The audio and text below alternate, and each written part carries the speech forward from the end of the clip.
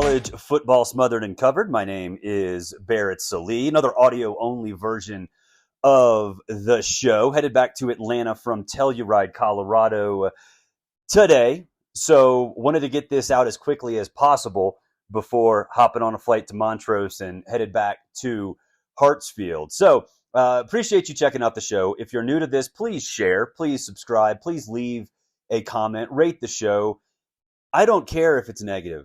I want to know what you like and what you dislike, because we're barely into the revamped edition of this show, and I want to make it for you.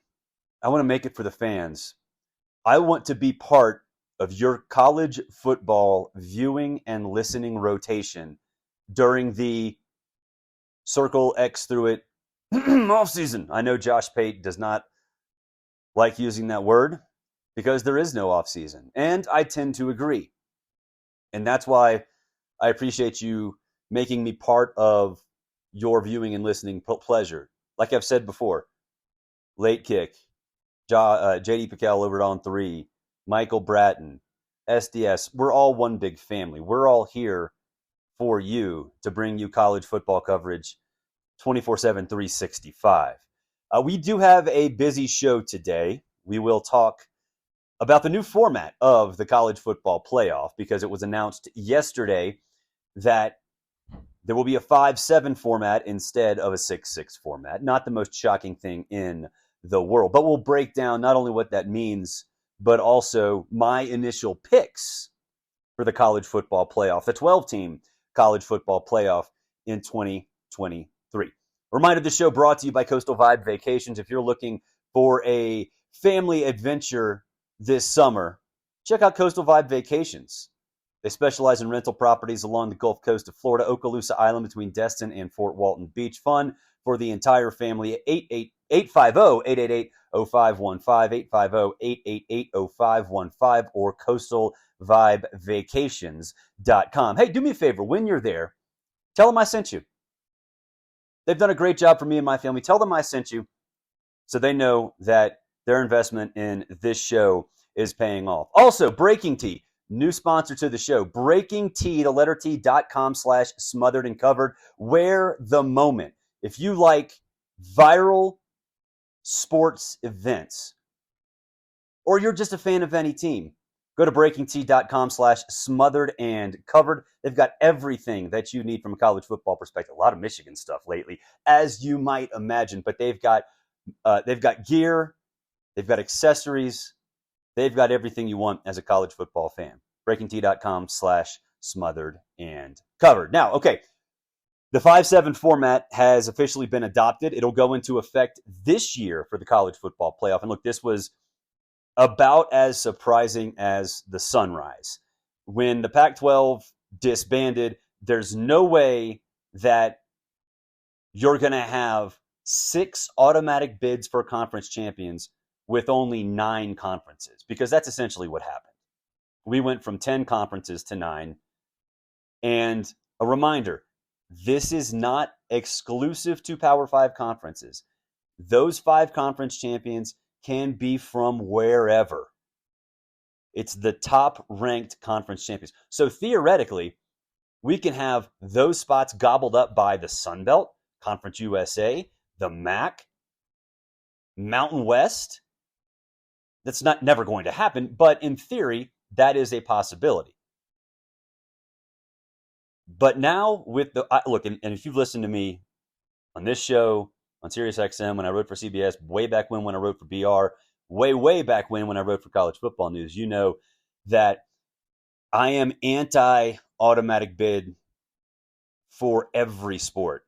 It's a little more tolerable in professional sports because there's more structure around roster management, but there's no reason why a winner of Division X or Conference X or whatever should be a lock to the playoff, because they're not all created the same. If you're going to tell me that an SEC championship game is equal to a Big 12 championship game or a MAC championship game, you're out of your friggin' mind. So I hate automatic bids. Now, with that said, I fully understand why they went from 6-6 to 5-7 for multiple reasons. Obviously, the Pac-2 is one, but also you have to throw the little guy a bone. And so when you have the big four, you add one, you avoid lawsuits, whether it be the AAC or Mountain West or whatever. So they have to get an automatic bid. One thing that popped up yesterday that I think needs to be addressed is that the number 5 conference champion does not get ranked 5th. The top 4 conference champions get 1 through 4. And then the 5th automatic qualifier can be ranked anywhere from 5 to 12. And we'll talk about who my projected automatic qualifier is a little bit later in the show. So that is something that they didn't address in the press release. It was addressed initially when this whole format was announced. They didn't really get into it, and I think that caused some confusion around the college football world. But that's how this thing is formatted. Now, let's talk about projections. Let's talk about predictions. Put this out on X. Put this out on Instagram. Put this out basically wherever you put it out on social media. Threads, Facebook, everything, right? My 12-team prediction under the new 5-7 format. And Ohio State fans who got all over me when I did this one of my last few days at CBS and didn't have Ohio State in that field, that was before coaching changes elsewhere. That was before Ohio State cleaned up in the transfer portal market. That was through all of that, before all that. So this is a revamped edition. And again, subject to many, many, many, many, many changes. Number 1, Georgia. I think they'll go undefeated. I know it's a tough schedule, but one of the best quarterbacks in college football, the Heisman Trophy front runner, taking the snaps. A very deep and versatile running back core. I think a very underrated offensive coordinator in Mike Bobo, and a defense under Glenn Schumann that is lights out. It is nonstop. There is no reason to think that defense will take a step back at all, ever. This is better than what they had at Bama during the Kirby Smart days. You just plug and play. Lather, rinse, repeat. There are dudes everywhere across that defense. Number 2 now is Ohio State. And that, again, Ohio State fans, you were all over me. Now I think you're going to be undefeated. I can't wait to see what happens with all these guys that came in. Quinshon Judkins, in addition to Travion Henderson. Talk about a 1-2 punch in that backfield. That is one of those essential parts of an offense that, especially in a Ryan Day offense, that he can't avoid. I think there's this idea that they have to have a running quarterback. That's false. Now, I will say this. Well, Caleb Downs, I think, is the biggest transfer portal addition by far. But I think everybody knows that. Now, the one question I have with Ohio State is, what do you do at quarterback? Because I think there was this idea that when Ohio State went out and got Will Howard from Kansas State, that they were going to automatically go back to what Ohio State was when JT Barrett was there, when Braxton Miller was there. And nothing can be further from the truth to me, because Will Howard is not that good. He's not that good of a passer. He lost his job to Avery Johnson. He was not going to start at Kansas State this year. And I think Ryan Day is smart enough to give himself options. You can have the running quarterback, and that's great. Or you can have Devin Brown. He might transfer. You have Julian Sayin coming in from Alabama, one of the top-rated prospects from this past recruiting class. You have Aaron Nolan. You have options in Columbus. And as long as Ryan Day makes the right quarterback decision and doesn't get married to a running quarterback as the centerpiece of his offense, that team's going to be unreal. Just absolutely unreal. And I think Ryan Day's smart enough to do that. I think it might be Julian Sayin, maybe it's Devin Brown, maybe Will Howard comes in as a package quarterback, and that's fine. But I think that's all he should be. I think that's all he should be.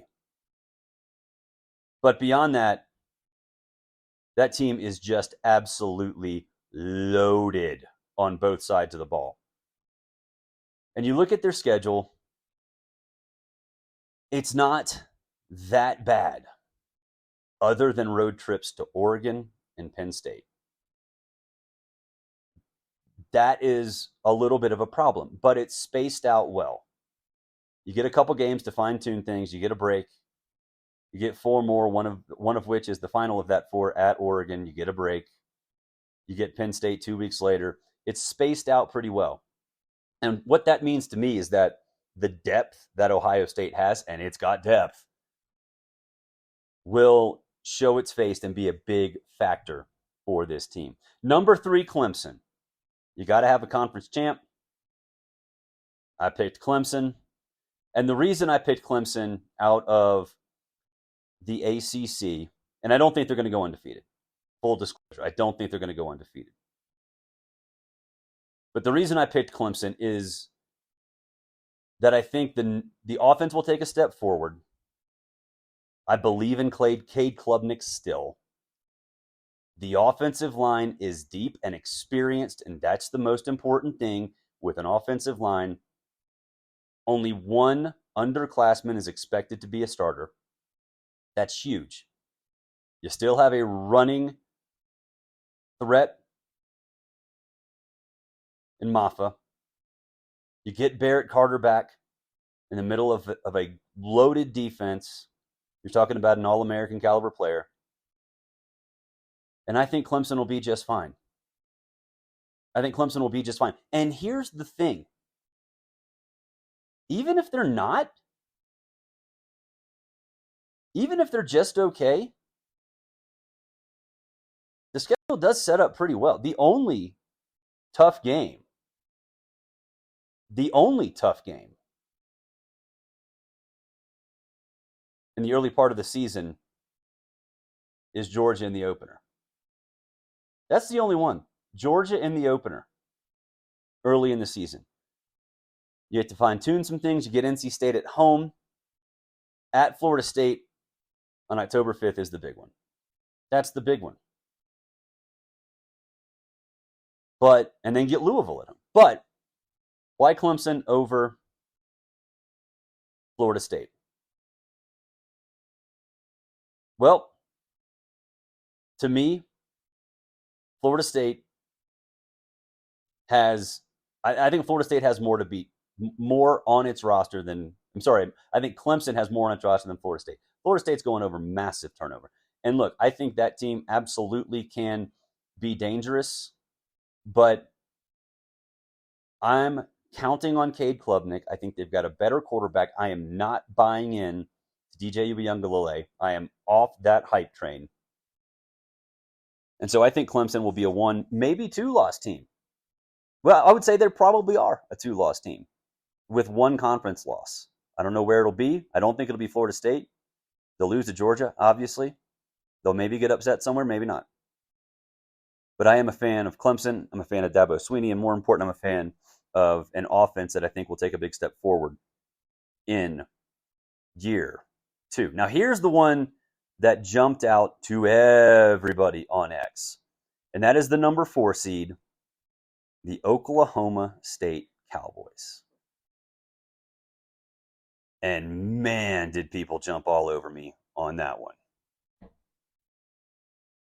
But it's got to be a conference champ. It's got to be a conference champ. So why not Oklahoma State? You look at the returning studs they have back, led by Ollie Gordon II at running back. Came on strong, perhaps was the best running back in the country by the end of the season. You put him behind 5 senior offensive linemen. 5 senior offensive linemen. And you have a veteran quarterback in Alan Bowman. And look, I know he's not great, but he's better than average. And in a Mike Gundy offense, that's all you need to be if you've got a stud running back and you have an absolute monster at running back. And defensively, they're okay. They're okay. They're not great, but they're okay. But what do we say on this show all the time? Defense doesn't win championships. Just enough defense wins championships. And I look at this schedule, the only tough road game in conference is at Kansas State. They avoid some big time star-studded teams. Take a look at their in-conference road games. At Kansas State, at BYU, at Baylor, at TCU, at Colorado. Does that scare anybody? No. The only two games that scare me are Utah and Kansas State. Now, those are back-to-back. But they're also in September. Oklahoma State doesn't have to tweak anything. They're going to hit the ground running against South Dakota State, which is actually a tough game. But it doesn't matter. Top 5 conference champions. I think Oklahoma State will win the Big 12. I know they're polarizing for some stupid reason because of Mike Gundy, but that's a good team. That's a really good team. The other conference champion I have is Tulane. And you could talk me into Memphis. You could talk me into Boise State. You could talk me into a lot of teams. They're going to be number 12. I mean, whoever is that fifth automatic qualifier is not going to be very good. Because look at what I have. And I'm going to go through these at-larges relatively quickly. But Texas, top-ranked at-large team. I think they'll lose to Georgia in the SEC championship game. But they've got dudes. You look at Quinn Ewers and Carson Beck. Can you imagine Quinn Ewers versus Carson Beck in the SEC championship game? That is absolutely beautiful.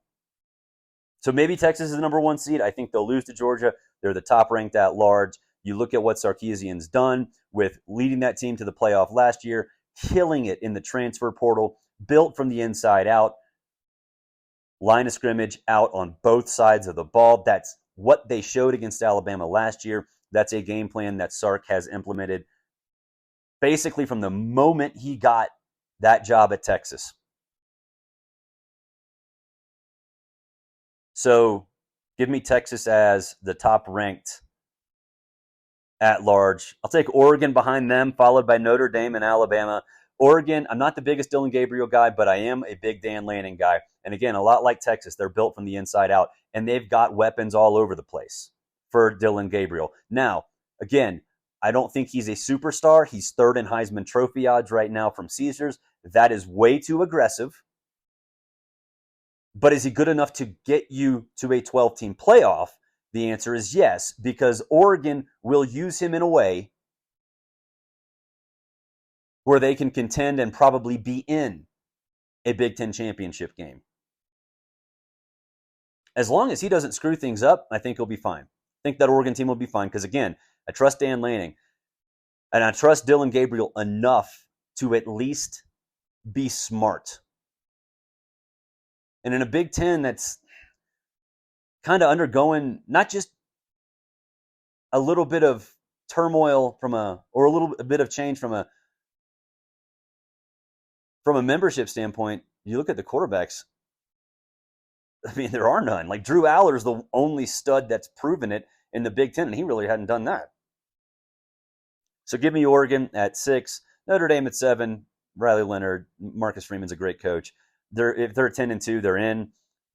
I think at the number 7 spot, 10-2, I'm fully on board with Notre Dame being at least relevant. And I know people say, hey, they're overrated. They're really not. You go back and look at where they started in the AP Top 25 to where they end.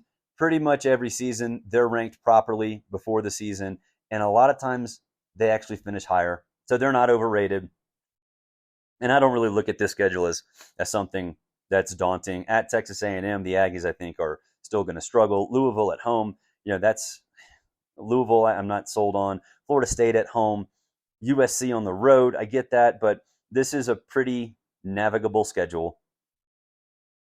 And it's set up, spaced out very well. Off week on October 5th, off week on November 2nd. So you got plenty of time to fine-tune things if you're Marcus Freeman. A reminder, go to breakingt.com/smotheredandcovered. Check out your viral college football shirts. They have everything, every team that you can possibly imagine Breaking T has, from humorous shirts to viral shirts, wear the moment shirts, legacy shirts, everything you want. Go to breakingtea.com/smothered and covered.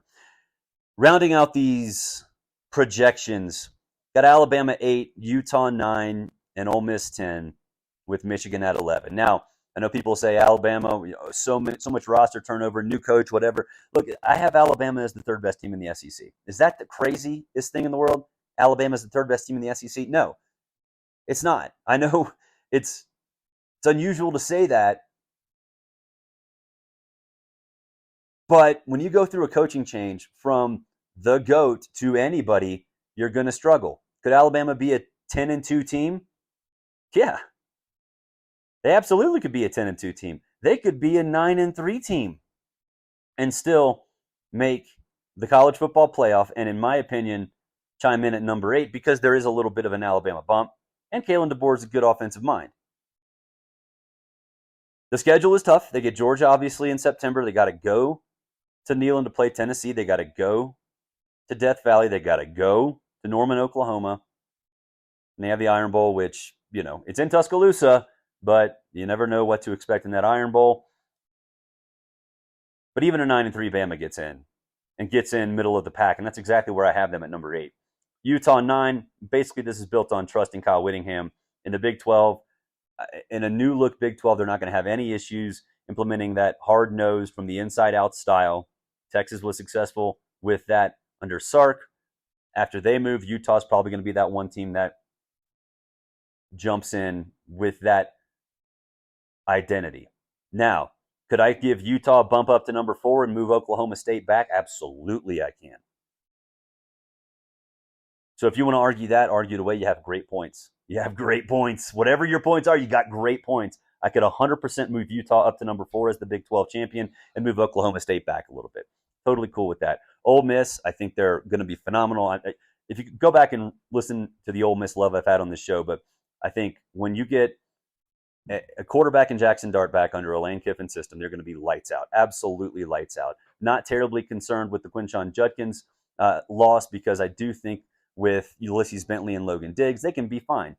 And you're going to add Jackson Dart to that running mix as well. And so Trey Harris, and look, they got to be adequate defensively, be chaotic. They can do that. And if you're 9-3 in the SEC, you're in. I got Michigan at 11. Donovan Edwards back is huge. In the Big Ten, if you're the third best team, and right now that's where I have Michigan behind Ohio State and Oregon, you'll be fine. Again, 9-3, 10-2, you get in. And then Tulane, again, you want to convince me Memphis, you want to convince me Boise State. I had Boise State in my initial version of these rankings, so fully on board with that. That'll do it for this edition, this audio-only edition of College Football Smothered and Covered. Appreciate you listening to the show. Give us a review. Love to hear your reviews. What are we doing great? What are we doing poorly?